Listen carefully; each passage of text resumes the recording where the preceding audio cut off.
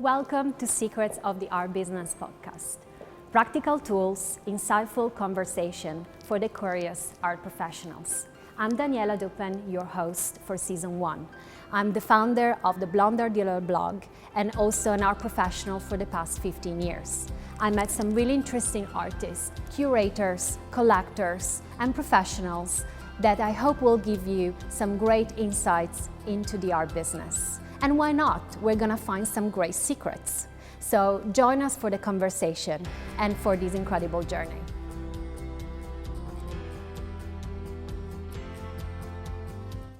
Hello everyone. This is episode 2 of the podcast Secrets of the Art Business.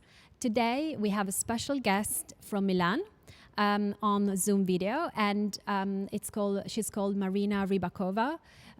She's based in Milan as the creator of the RIA Art Fair. So RIA is a really innovative concept who allows artists to submit directly their work to an art fair, and is the first one in the world to do that. They had the first edition last year, which was really successful, and they're gonna bring a new edition this year also in Milan. So I'm really, really happy to welcome Maryna to the podcast. So Maryna, how are you? How is everything in Milan? Thank you. Weather is great, everything's great, and Milan is fabulous, as always. Great. I miss actually Milan. I used to live there. I used to study in Milan. And I do miss the energy because Milan has, like London actually is one of those cities with incredible energy and creative, also artists and incredible museums and art galleries. So I miss that. And when I will travel again, I will definitely come and see you guys. Maybe come to your art fair actually. So let's dive into the conversation about how you founded RIA. It was you and 5 different women. You are 23 years old. You're a cultural entrepreneur. You also have art and tech company on the side. So tell us a bit about how you came about to create this art fair and why. Yeah, exactly. Well, thank you for having me. First of all, really happy to share the story and just make you guys as excited about this next edition we're having. So RIA Art Fair was founded last year in 2020, which sounds like quite counterintuitive to found an art fair in such a difficult year. But the idea was to create an event, a large exhibition where emerging artists could have a space to present their work. And for someone in London, like yourself, this sounds very familiar since there are degree shows, Royal Academy, summer show. But in Milan or anywhere in Italy, for that matter, there are no degree shows. Or if there are any, they're really not frequented by anyone besides the academic staff or students themselves. So we decided to introduce this concept and merge it with a fair and make this innovative type of event. And what I like about you is that you're a group of young women. You come from different parts of the art world. So who is expert in curation, who is expert in communication, and also yourself like entrepreneurs. And you came together to create something completely new because it didn't exist before.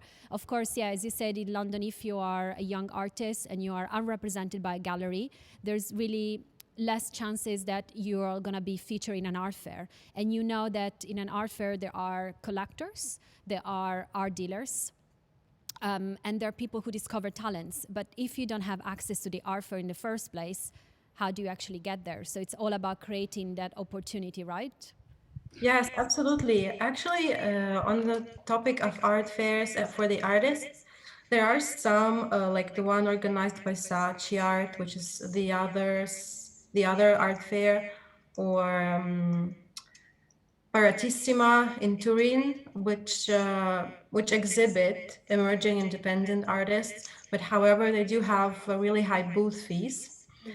That's not really accessible for someone who is maybe an art school student.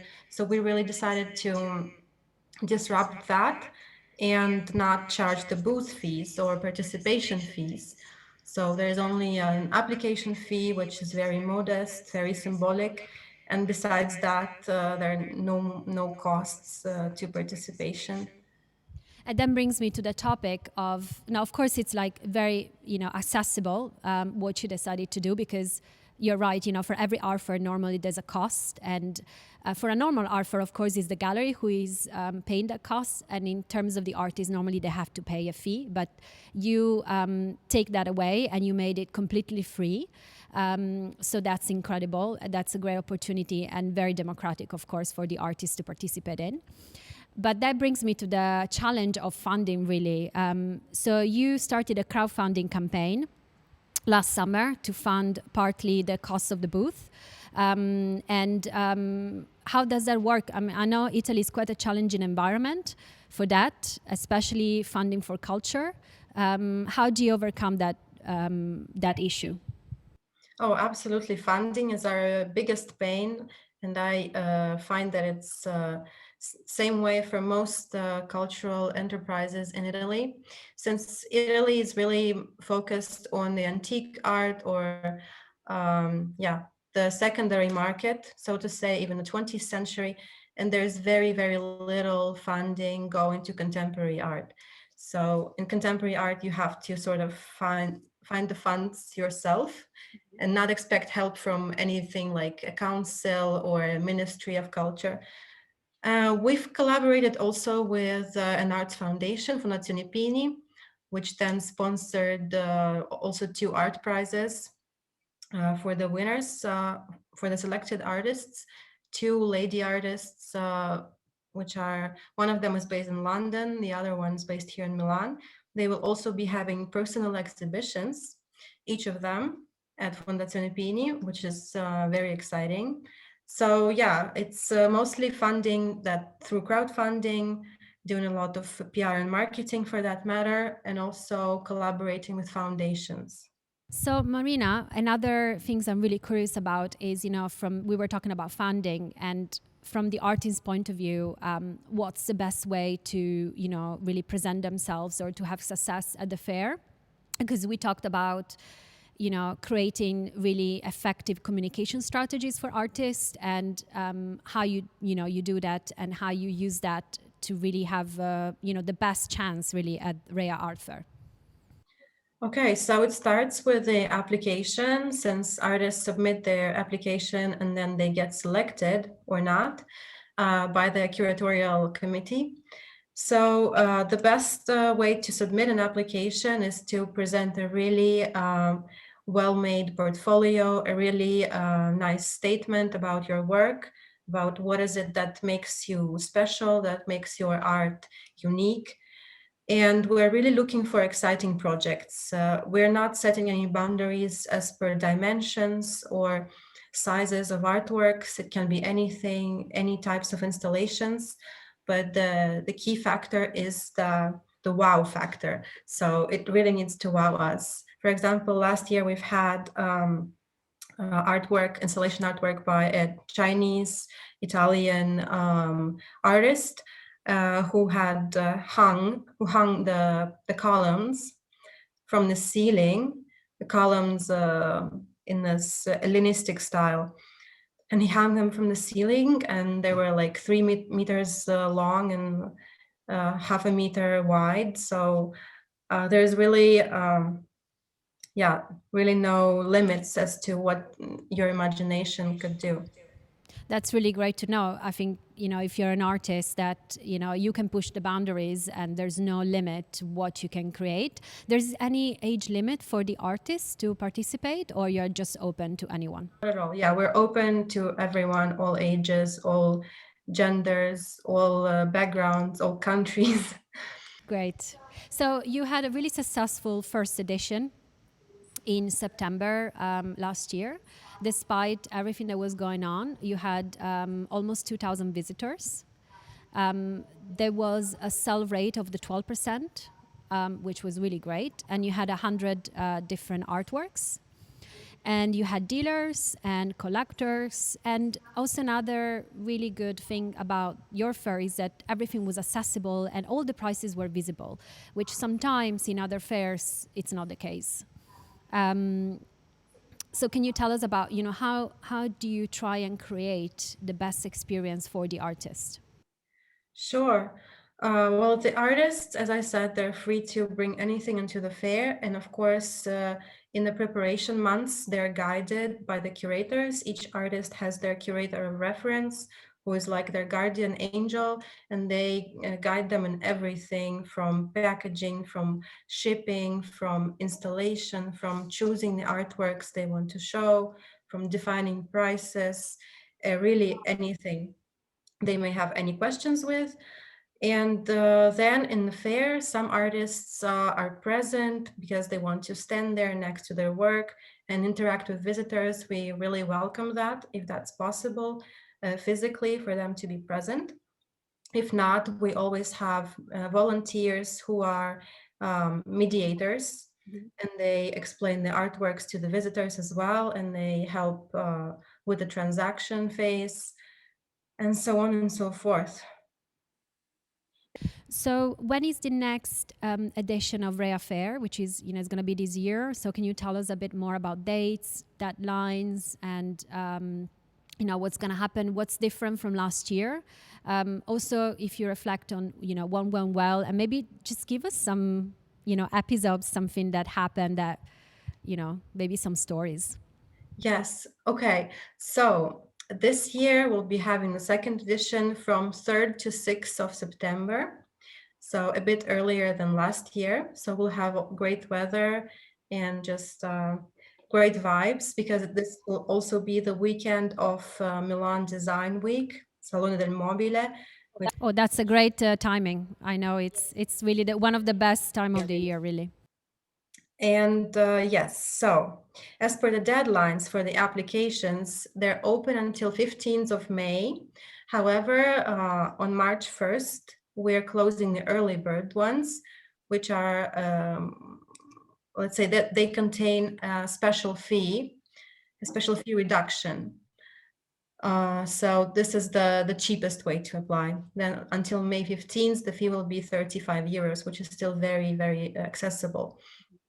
As per the funny stories, there have been plenty.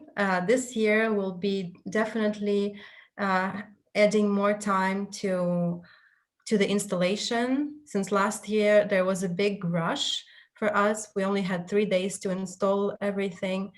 And it definitely led everyone to get a bit crazy at some point. So yes, this time we'll also be adding more art prizes. We're now negotiating with different foundations, different art agencies, and so on.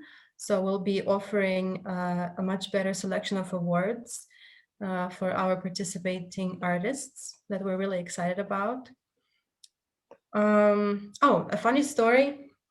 So last year, the fair took place in October, end of October, and it was the weekend, the day we closed the doors, which was Sunday night.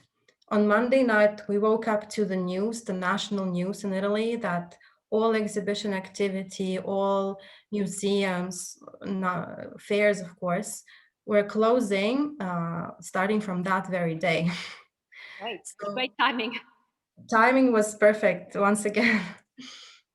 So we got really lucky back then. Well, I hope that this year things will go even better, and then maybe because it's the second edition, you'll get a bit more time to put everything together, and year after year you grow stronger and stronger and bigger for your fair, to be able to access even more prices and more opportunities for artists. Yes, absolutely.